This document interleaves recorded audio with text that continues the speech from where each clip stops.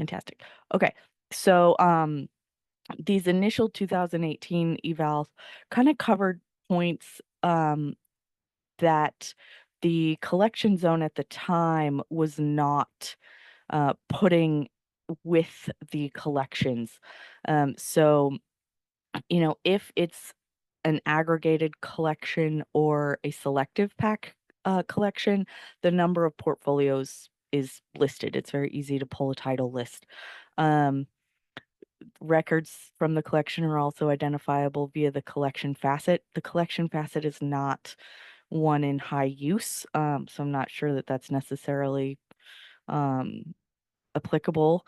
Um, so this records are descriptive. Here's one is great because nope, that's not where I want to go.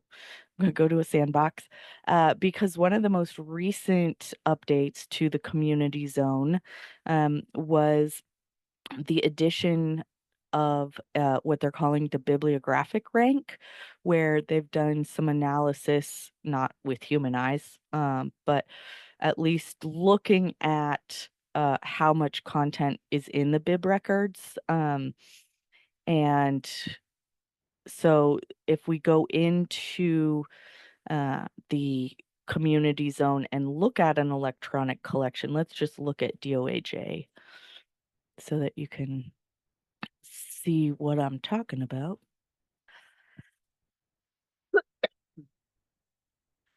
And so if we, oh, and of course I got security updates going. Okay, so it won't show in your institution zone some of these um, pieces of information, um, but it will show up if you go to the community zone listing of it. And of course, it's going to take a while today. We can get back to it.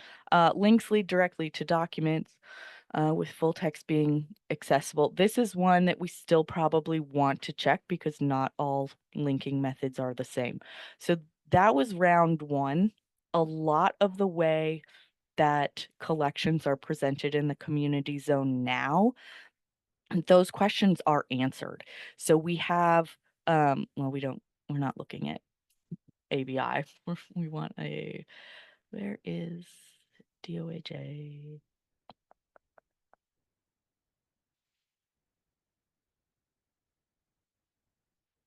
And of course, these kind of details are for all collections, but this little project about open access will stick to open access. So we have our type. So there's three types: aggregator, selective, and database.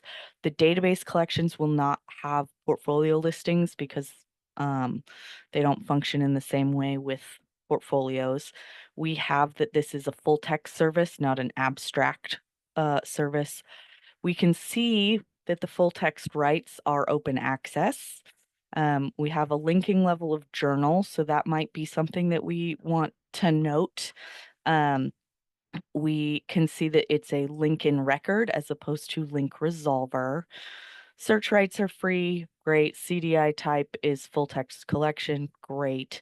Now, here's some of the new stuff that allowed me to skip some of those initial evaluation things. So this part here is how many institutions have this collection activated. And then down here is the bibliographic rate, and it shows like the average quality, essentially, how many of the bibliographic records are of high quality, so 78%, how many of are medium, and how many of are low. And there's documentation on how all of this was kind of considered and written and how it functions. But basically, what I did to skip round one here was I pulled a set of every single open access collection that was available in the community zone, and there are several hundred thousands, a thousand. Yeah. So there's 1,000 we're not going to evaluate all of those because a lot of them, I mean, there's ones not in English. There's ones that are total crap. So then I did some sorting along how many activations there were. So, like, are people generally globally choosing to activate this collection? And then what the average bibliographic rank was, just to kind of keep it simple. Obviously, not perfect, but it's something. Um, the um, the types of collections that are databases will not have a bibliographic rank because they don't have bibliographic records included. They function differently. Um, but by kind of arbitrarily looking at, like, I think I picked like top 100 and then removed duplicates, um, I ended up with, no, I must have picked more than that because I ended up with 206. Sorry, I have a sick toddler at home today. Mommy's in a meeting. Can you go up and watch Dino Trucks, please? Go have a tater tot. Sorry. Go find Daddy. Mom is in a meeting. You want to sit on my lap and be quiet? Yeah. Okay. Um, so, yeah, so we have 200, which is still a lot. And some of them are going to be very familiar, like the certain university presses, as well as like the Sciello content, the DOAJs, the DOABs, those. Um, and I just put them, this one's sorted by collection name. But then if we go back to the evaluation criteria, ooh, go watch Spidey. Okay, go. Whew. Um, we can see some more subjective evaluation criteria. So is it appropriate for a CTC user, be that student or employee? Knowing kind of what subject areas the database covers, that requires a little more poking around. Um, how often is it updated? Again, that piece of information is, you can see last update in CDI was in fact, I mean, the 8th. So not that long ago, a couple weeks. So some of this information is pretty easy to find with the new community zone listings. Um, Here was the 2019 evaluation. So licensing, there were some more questions about licensing, um, and VPAT. So what I did was I pulled from some of these into a shorter, because we've got 200 of them, um, evaluation. And some of these will pull straight from, so we've got total activations, bibliographic rank, interface, like all of this is um, within the spreadsheet already. But then there were some things that I thought were perhaps very useful. So, like, is there a public website for this collection? Those, I mean, like, those websites are going to be where we can find out things like subject area, probably. Um, Primary content language, the currency. So how up to date is this? Or because sometimes we want archival content, or primary resource that are very old, and that's okay, as opposed to this is, science from the 1800s and we probably don't need it at the community colleges. Subject areas, I just combined the, like, faculty student questions into, CTC relevance. What do you think? Um, this was editorial transparency, um, about the materials. Excuse me. And I kind of just combined copyright and licensing. Um, Recommended are there alternatives? Um, if there was like a link or a quick database license information or copyright URL, again, that would probably come from the public website. Um, and if there's a database accessibility link or VPAT link, again, probably from the public website. Um, so some of these at the bottom may or may not be readily available. But a lot of these are very easy to get, and then hopefully with minimal investigation, we can get some kind of surface evaluation on things. So my hope was to, well, let's find the right tab, was to share this list and add a column and have folks volunteer to evaluate. Um, and I'll, add the other evaluation columns to the right. Um, as you can see, I even did like drop down. So current scholarly, historical scholarly, current general, historical general, unknown spelled wrong. I could fix that.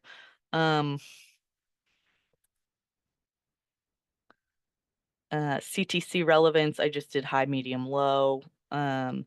Subject areas, I don't have any specific. I think, everybody can, I mean, they're not going to match perfectly, but we'll be all right. So yeah, I'm basically hoping we've got 200. Like some of them again are a lot more familiar than others. And there may be ones that you're like, oh wow, nope, this one's total crap, and you can just say that and move on.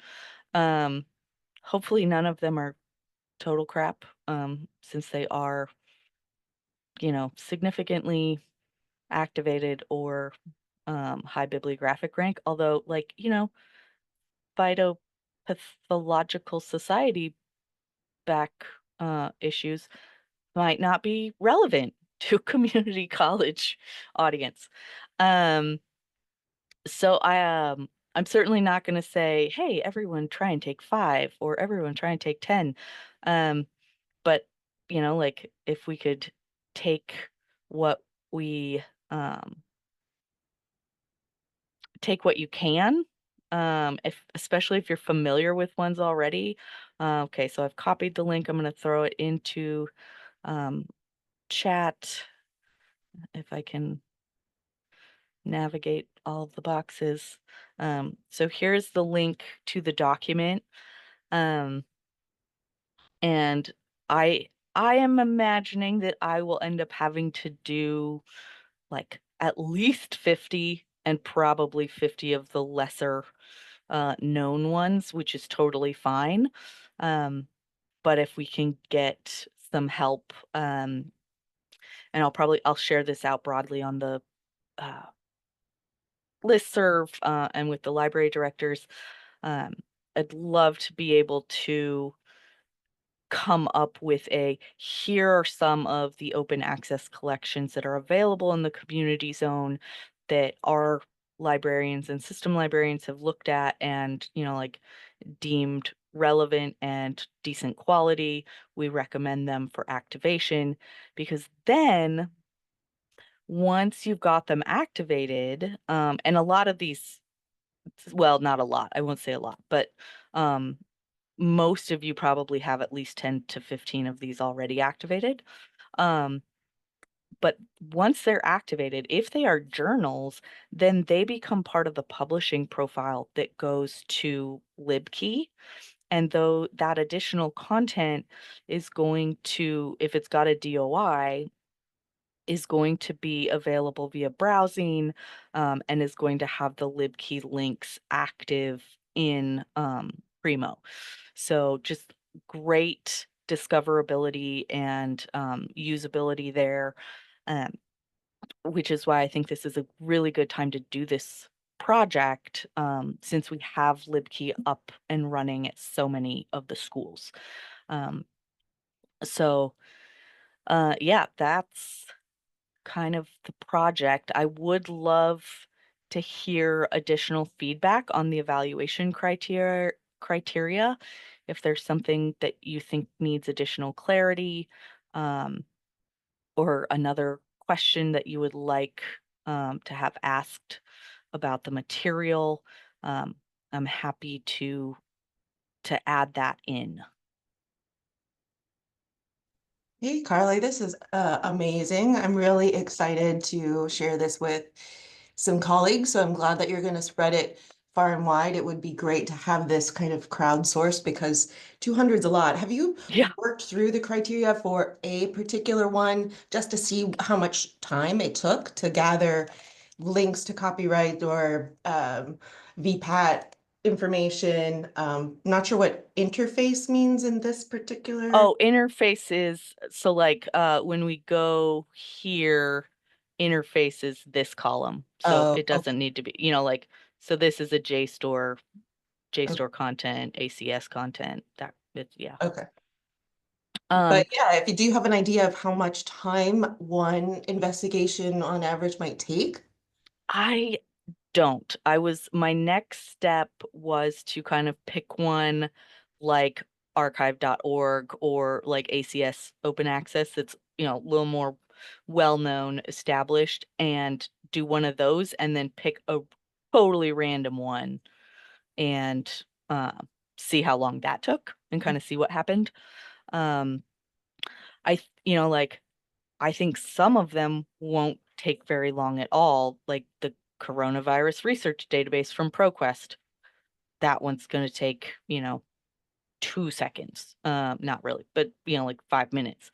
But then, knowing a little bit more about, like specific collections from Brill or some of the small press, university press ones, those might take a little bit more. My other thought was, like take a couple, see how long they take you. Um, um, Naoko does say one caveat is some of the OA collections include subscription only content. And so like, do you happen to know how like how you guys figured that out last time? Because I feel like it was part of the evaluation last time, and there's so much more information about collections now. Um, I'm wondering if there's an easy way um to determine that. Let's take a so Wiley Online Library has some subscription stuff.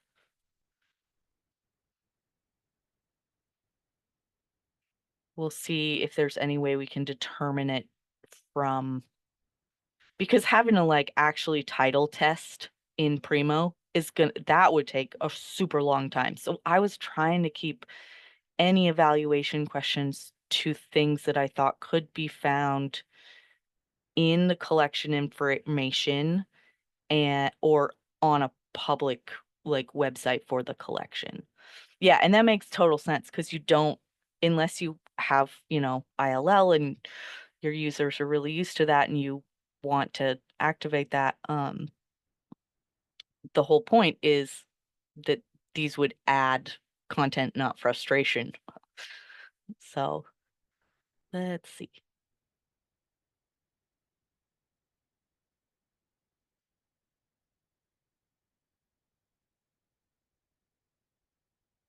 I feel like the sandbox stuff always takes way longer.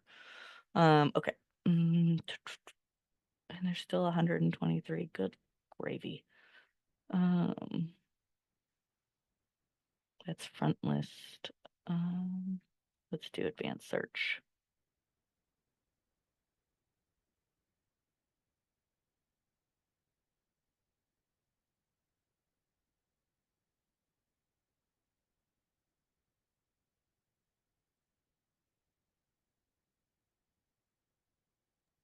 So Carly, are you thinking that we would like um have like a work group that works on this, or you're just gonna open it up broadly to the whole CTCs and people can pick and choose, or Yeah, like I'm kind of okay with keeping it a little like if if there are some librarians who are like, I could help. So here's one called free content, not open access. Here's the open access. Okay.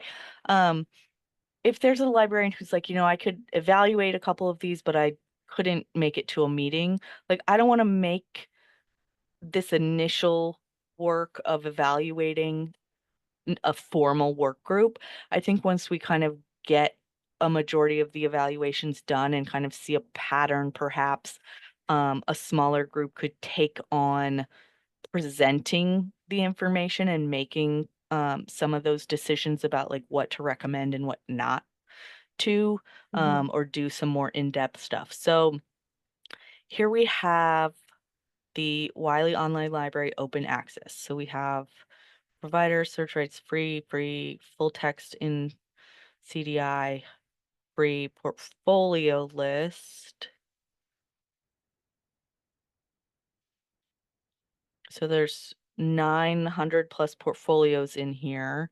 And one of the things, so you can go to,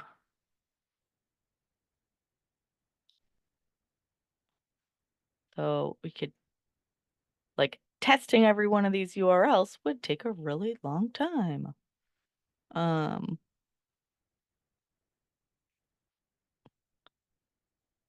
um, and that's kind of um, where I'm hoping that in the last few years, um, because of feedback from the users, that some of these collections have gotten better about like not including not open access if it is labeled truly full text free. All the actives are. Let's try this one. Active and passive electronic components.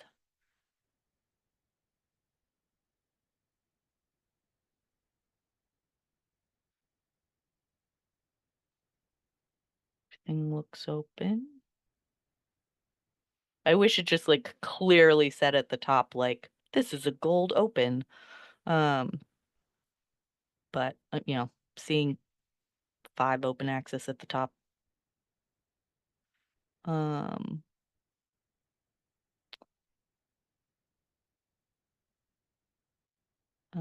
ooh, addiction biology. So this is available from 2024. So this might, like that's one where I'm like, this is a little sus.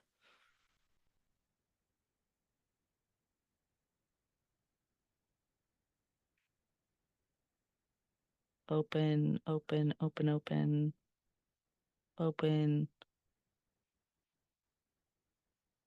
Um, so doing this kind of work, I mean, like when you're looking at 900 titles, um, that's where if we're going to recommend something and we do have concerns, I would feel like a work group could go in and spend a little more time um, spot checking that kind of stuff. Um, but the initial evaluation, oh, whoops, I hit activate instead of linking. Um, You have a column for that in the evaluation spreadsheet. I guess you should look at it now. for what? Like initial review looks maybe okay, worth a deeper dive, kind of to give a heads up to Okay, working. yeah, okay, so we can do like a um so let's say this is the initial, and then we'll add like a recommend um for further evaluation, and it's just a yes, no. Um well, but I like my styling. Come on. Nope, that's not the right. Oh well. Um I'll fix it later. Um yeah, because maybe we'll get some that are straight up like wouldn't suggest, doesn't need a deeper dive, like no. Um And then we can, you know, remove those from group, like actual task force work. Um, um, would you say then, should we take this question, the would you recommend this for activation, out of the initial criteria? Yeah, I think that's what my gut kind of says. Like, I would want to pass it on for a second vetting and then say, more details based on Mm-hmm. the initial run through. Because I think you're going to get more participation if the first initial run through goes more quickly, to process through and narrow down the 200 to whatever. Yeah, so maybe this whole like licensing thing also, because that's not delete. Um maybe like this stuff is also part of a second round, because there are probably, I don't tend to think about this, but there's probably people who would be willing to take a quick look, find a website, figure out subject areas, but don't necessarily know anything about finding a VPAT, or knowing, like, oh, is this the right link for that? I would say Um, everything but maybe the VPAT because that is such a baseline with Title II coming especially that yeah. um I think that's probably the first. I mean, they should be transparently available, I think, for maybe, I I don't mean, know. But I if think that would be a game killer for any particular one that doesn't have an easily accessible or visible VPAT. so here's Wiley Online Library. So that's, like the platform for, and here we've got accessibility. Yeah, I mean, maybe it's not as hard as I initially thought, because at least American publishers have that staring down the barrel at them. Um, the other thing is we could leave this stuff in the first round, and if people don't find it, we can always look harder in the second round if it's recommended. Yeah, that sounds fine too. Whatever people have Hmm. time for. Um, Yeah. mhm. I'm really kind of emphasizing the whatever you have time for. Any little bit helps. Like, if you're like, yeah, I totally know this collection because I'm a science librarian and here are the subject areas it covers, fantastic. That is helpful. Like multiple people can jump in, um, and add their comments, and that would be fine. And then we can kind of form a task group based on folks that feel really drawn to the work or have the time, um, once we have some of the stuff weeded out. Um, okay, so we kind of think go ahead and keep this in the initial, add a recommend for further evaluation, and then um,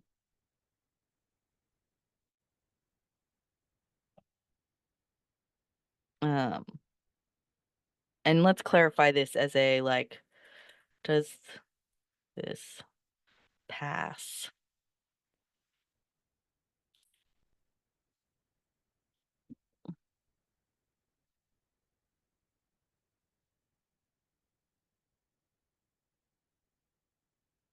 Um, does that kind of clarify the yes, no? Because if someone then says no, then we won't do further evaluation. Yeah, I like that. And that way it can be like iterative, right? As things keep Yeah. changing. Yeah, I like that. Well, I've got and then um I think the alternative, this was kind of a very subjective and like narrative question, but I think some of the things that could go into answering it um are like, you know, title lists, or like comparisons to other open access or subscription, because I mean, like, they there could be a comparable open access collection, but there's no comparable. Um, every single subscription is way better, or maybe there's a subscription that is yeah, I don't know what I'm saying, but I think this looks really cool. I'm looking forward to participating and trying to kind of lift this up because just in my electronic resources evaluation is like ongoing, and I think this is really key. You're gonna post this to the list though, right? yes, Okay. I'll send out a link to this spreadsheet. Um, um, evaluators, I have no real I do not care if evaluators in the first round are librarians or not. I think a lot of the questions can be answered just fine by someone who is not a librarian. Um, add, yeah, add your name to the, we have a, over here, there's evaluator. So you can add your name in the evaluator column so we don't double up. Um, and I'm actually going to say evaluator first round since we might have evaluators later. Um, yeah, so throw your names in. I'll share this out really broadly so we can get and I kind of needed this meeting to talk through the plan a bit so I can hopefully put that together in an email that goes out so we have some more details. I don't want to be too firm on a timeline at this point since this is the first time that I'm kind of re-bringing this up. Um, but definitely be keeping an eye on the signups and if things are going well we'll we can revisit again in a couple weeks. If things are going more slowly, I'll probably send another reminder email. The library leadership council is meeting at the end of the month, so I'll probably bring it up then too because that tends to get a few directors whose teams aren't in these meetings. So yeah, not an instantaneous, not necessarily an urgent, but I do think it's a worthwhile way to throw our collective energy into something that will um, be for the greater good. So it's someplace to start. I feel like we're, making progress. Uh, Yeah. So I'd love to, call it early, give you a couple minutes to take a look and claim things or start evaluation. But anyone have any other questions, suggestions? Um, because once we have a smaller list, the other thing we can do is we can activate those in a sandbox and like actually look at them in Primo and things like that. But I don't want to activate 200 collections in the sandbox. That would be a nightmare.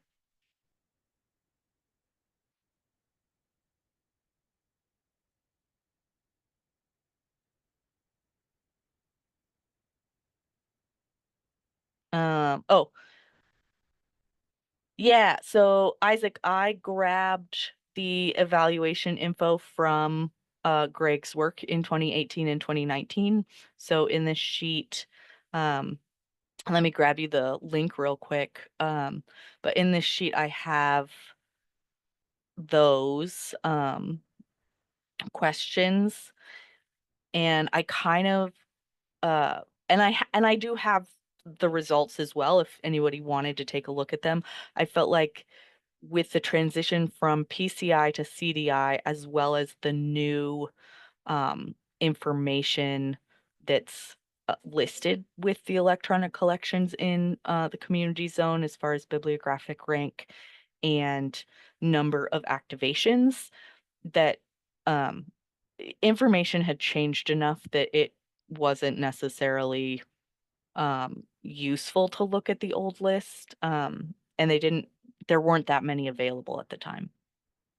But yeah, here are the evaluation questions from that work that Greg did. And I'm going to make sure that I reach out to Greg and some of the other OA interested folks who don't attend these meetings to make sure that if they're interested in continuing to work on this, like Ryer, definitely Greg, Leslie said she wanted to be involved again. So I'll reach out to the folks that did the work last time just to see if they want to join us again. Um,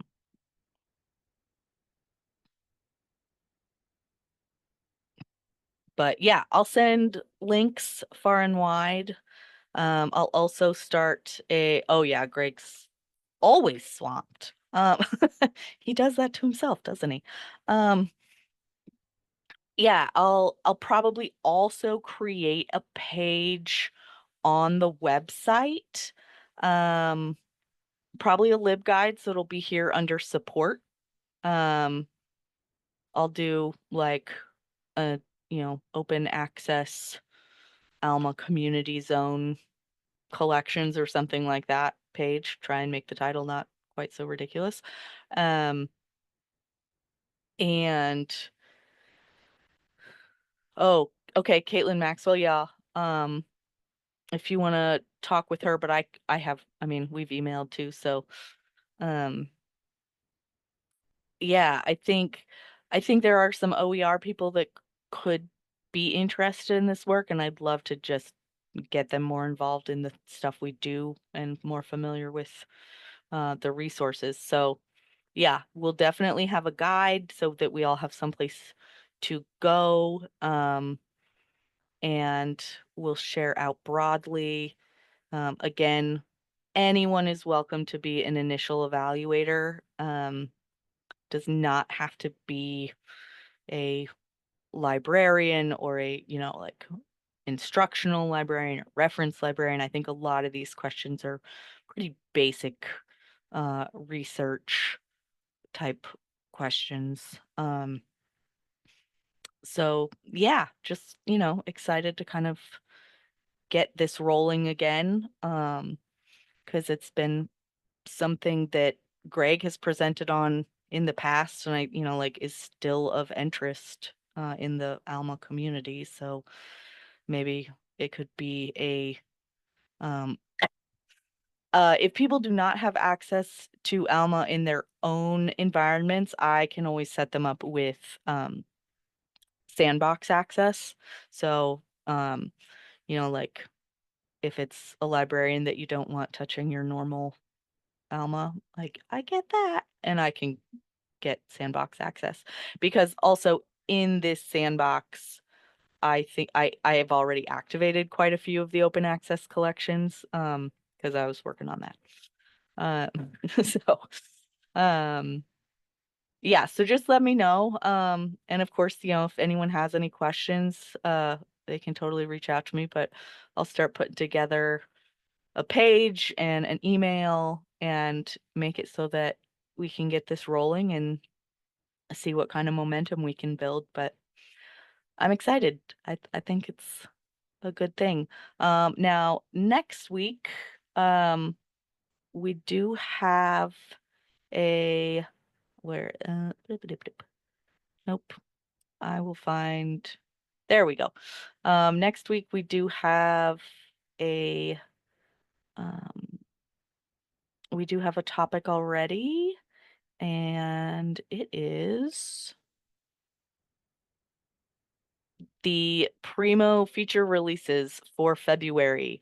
Um, those go live in the sandboxes.